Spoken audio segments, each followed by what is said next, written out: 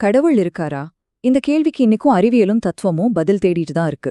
ஆனா ஒரு 70 வருஷத்துக்கு முன்னாடி அறிவியல் வேகமா வளர்ந்துட்டு இருந்த ஒரு காலகட்டத்துல இதே கேள்விக்கு எப்படி ரொம்ப உறுதியா பதில் சொன்னாங்க? வாங்க, அந்த 1950களின் சிந்தனைய நாம கொஞ்சம் அலசி பார்க்கலாம். இந்த பயணத்துல நமக்கு வழிகாட்ட போறது 1958ல சுவாமி சிவானந்தா எழுதின கடவுள் இருக்கிறார் அப்படிங்கிற இந்த புத்தகம்தான். விஞ்ஞானம் ராக்கெட் வேகத்துல முன்னேறிட்டு இருந்த நேரம் அது. நிறைய பேர் கடவுள் நம்பிக்கை கேள்வி கேட்க ஆரம்பிச்சிருந்தாங்க. அந்த நேரத்துல அவர் தன் வாதங்களை எப்படி முன்வைக்கிறார்னு நாம ஆழமா பார்க்கலாம். பாருங்க, இந்த புத்தகம் ஒரு நேரடியான கேள்வியோட தான் ஆரம்பிக்குது. இன்னைக்கு அதே கேள்வியை நான் உங்ககிட்ட கேக்குறேன். இந்த விஞ்ஞான காலத்துல கடவுள் இருக்காருன்னு நிரூபிக்கணும்னா நீங்க எப்படி நிரூபிப்பீங்க?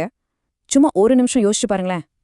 சரி, இப்போ இந்த புத்தகம் அதுக்கு எப்படி முயற்சி பண்ணுதுன்னு பாப்போம். இந்த புத்தகம் முக்கியமா அதோட காலத்துல இருந்த சந்தேகவாதிகளுக்காக எழுதப்பட்டது. அதனால அதோட வாதங்கள் எப்படி கட்டமைக்கப்பட்டிருக்குன்னு நாம பார்க்க போறோம். இது வெறும் நம்பிக்கைய பத்தினதில்ல, தர்க்கத்தை பத்தின ஒரு ஆய்வு. எந்த ஒரு பெரிய விவாதமா இருந்தாலும் முதல்ல நாம எதை பத்தி பேசுறோங்கிறத தெளிவுபடுத்திக்கணும், இல்லையா? இந்த புத்தகமும் அதே தான் செய்யுது. முதல்ல கடவுள்னா என்ன? இந்த புத்தகம் கடவுள சத் சித் ஆனந்தான்னு வரையறுக்குது. இது வேதாந்தத்தோட ஒரு முக்கியமான கருத்து. சத்துனா எப்பவும் இருக்கக்கூடிய இருப்பு, சித்துனா தூய அறிவு அல்லது உணர்வு, ஆனந்தானா எல்லையில்லாத பேரானந்தம். இந்த மூணு சேர்ந்ததுதான் கடவுள். இதுதான் புத்தகத்தோட எல்லா வாதங்களுக்கும் அடித்தளமா இருக்கு. இந்த வரையறையை இன்னும் கொஞ்சம் விளக்கமா பார்த்தோம்னா, இந்த உலகமும் சரி, இதுல இருக்கிற எல்லா விஷயங்களும் சரி மாறிக்கிட்டே இருக்கு. ஆனா இந்த எல்லா மாற்றங்களுக்கும் பின்னாடி மாறாத நிரந்தரமான ஒரு உண்மை இருக்கணும். அந்த நிரந்தரமான உண்மைதான் கடவுள்னு இந்த புத்தகம் சொல்லுது. சரி, கடவுள் ஒரு மாறாத நிரந்தரமான உண்மைன்னா அது எப்படி தெரிஞ்சுக்கிறது? புத்தகம் முதல்ல வெளியில எங்கேயும் தேடல. அதுக்கு பதிலா நமக்குள்ளேயே இருக்கிற ஆதாரங்களை காட்டுது. இது விளக்க புத்தகம் நேதிங்கிற ஒரு முறைய சொல்லுது. அப்படின்னா இது இல்ல, நான் யார்னு கேள்வி கேட்கும்போது நீங்க எதெல்லாம் இல்லையோ அதையெல்லாம் ஒவ்வொன்னா நீக்கிட்டே வரணும். நான் இந்த உடம்பா? இல்ல, ஏன்னா உடம்பு மாறிட்டே இருக்கு. நான் புலன்களா? இல்ல. நான் மனசா? அதுவும் இல்ல, ஏன்னா தூப்பத்துல மனசில்ல. கடைசியா மிச்சம் இருக்கிறது எதுவோ அந்த சாட்சி உணர்வுதான் உண்மையான நான்னு புத்தகம் சொல்லுது. இதோட மைய கருத்து ரொம்ப சிம்பிள். நான் இருக்கேன் அப்படிங்கிற அந்த ஆழமான உணர்வு இருக்குல்ல, அதுதான் கடவுள் இருக்கிறதுக்கு முதல் ஆதாரம். யாருமே நான் இல்லைன்னு ஒரு நிமிஷம் கூட நினைக்கிறதில்ல. இந்த மறுக்க முடியாத இருப்பதான் இந்த புத்தகம் பிரம்மம்னு சொல்லுது. இதுக்கு ஒரு பவர்ஃபுல்லான உதாரணம் தராங்க. உங்க மரணத்தையே நீங்க கனவுல பாக்குறீங்கன்னு வச்சுக்கோங்க. உங்க உடம்பு அங்க கிடக்குது, சொந்தக்காரங்க அழிறாங்க. அப்ப கூட அந்த காட்சிய பாத்துட்டு இருக்கிற ஒரு சாட்சி உணர்வு இருக்கு இல்லையா, அந்த சாட்சி தான் நீங்கன்னு இந்த வாதம் சொல்லுது. நம்மளோட உள்ளுணர்வு ஒரு ஆதாரமா இருந்தா வெளி உலகத்துல என்ன ஆதாரங்கள் இருக்கு? இப்போ புத்தகம் நம்மள சுத்தி இருக்கிற பிரபஞ்சத்தை பக்கம் கவனத்தை திருப்புது. இந்த புத்தகம் பிரபஞ்சத்துல இருக்கிற ஒழுங்க ஒரு முக்கியமான ஆதாரமா காட்டுது. யோசிச்சு பாருங்க, கிரகங்கள் எல்லாம் அதோட பாதையில கொஞ்சம் கூட பிசகாம சுத்துது. பருவங்கள் தப்பாம ஒண்ணு பின்னாடி ஒண்ணு வருது. ஒரு சின்ன விதை எப்படி அவ்வளோ பெரிய மரமா வளருது? நம்ம உடம்பு எவ்வளோ சிக்கலால ஒரு மெஷின் மாதிரி வேலை செய்யுது. இவ்ளோ பெரிய ஒழுங்குக்கு பின்னாடி ஒரு அறிவார்ந்த சக்தி இருக்கணும்னு வாதிடுறாங்க. இது ஒரு அருமையான உதாரணம். ஒரே ஒரு சூரியன் தான் வானத்துல இருக்கு. ஆனா 100 பானையில தண்ணி வச்சோம்னா 100 சூரியன் தெரியும்.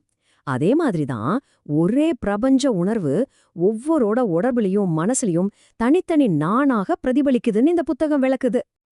இந்த வாதத்தோட உச்சகட்டமா புத்தகம் ஒரு எளிமையான கேள்விய கேக்குது.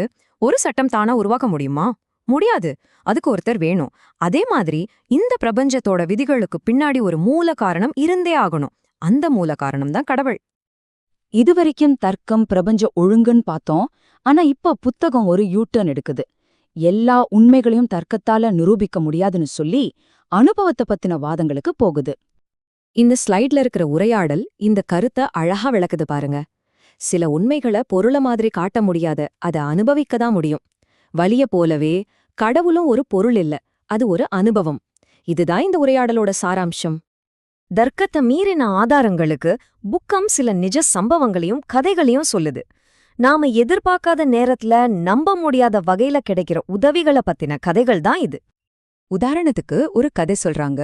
ஒரு சிப்பாய் அவரோட காவல் வேலைய மறந்துட்டு பக்தி பாடல்ல மூழ்கிடுறாரு. அவர் தண்டிக்கப்படாம இருக்க கடவுளே ஒரு சிப்பாய் உருவத்துல வந்து அவருக்காக காவல் வேலை பார்த்ததா புத்தகம் சொல்லுது. இத தெய்வீக தலையீட்டுக்கு ஒரு சான்றா முன்வைக்கிறாங்க. இன்னொரு கதையில கடவுள் நம்பிக்கை இல்லாத ஒரு வக்கீல் ஒரு மரண விளிம்பு அனுபவத்தின் போது யமன் உலகத்துக்கு போயிட்டு திரும்புறதா சொல்லப்படுது. இந்த அனுபவம் அவரோட வாழ்க்கையே மாத்திடுது. இந்த மாதிரி கதைகளை தர்க்க ரீதியான ஆதாரமா இல்லாம அனுபவச் சான்றுகளா முன்வைக்கிறாங்க. சரி, கடவுள் இருக்காருன்னு ஒருத்தர் இந்த வாதங்களை எல்லாம் கேட்டு ஏத்துக்கிட்டா அடுத்தென்ன? நடைமுறை வாழ்க்கையில அதனால என்ன தாக்கம்? புத்தகத்தோட முடிவுரை இந்த கேள்விக்கு தான் பதிலளிக்குது. தன்னோட எல்லா வாதங்களையும் சொன்னதுக்கு அப்புறம் ஆத்தர் நம்மகிட்ட ஒரு கேள்வி கேட்கிறார். சரி, கடவுள் இருக்காருன்னு ஏத்துக்கிட்டீங்க.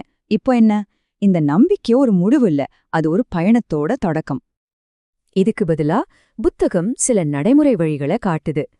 கடவுளை உணர முயற்சி பண்றது, மனிதகுலத்துக்கு சேவை செய்யறது, தியானம் பண்றது, நேர்மையா அன்பா வாழ்றதுன்னு அந்த பாதை விவரிக்கப்படுது. கடைசியா இந்த பயணத்தோட உச்சகட்ட இலக்க இந்த மேற்கோள் அழகா சுருக்கமா சொல்லுது. இந்த உலகத்துல இருக்கிற எல்லா பொருளையும் விட கடவுள் உங்களுக்கு உண்மையா மாறணும், அதுதான் நோக்கம்னு இந்த புத்தகம் சொல்லுது. 1950ஸ்ல எழுதப்பட்ட இந்த புத்தகம் நம்பிக்கைங்கிறது ஒரு பதிலால முடிஞ்சு போற விஷயம் இல்ல, அது ஒரு புதிய வாழ்க்கை முறையோட ஆரம்பம்னு சொல்லுது. இந்த வாதங்கள் எல்லாம் கேட்டதுக்கு அப்புறம் இந்த கருத்து உங்களுக்குள்ள என்ன மாதிரியான கேள்விகளை எழுப்புது யோசிச்சு பாருங்க.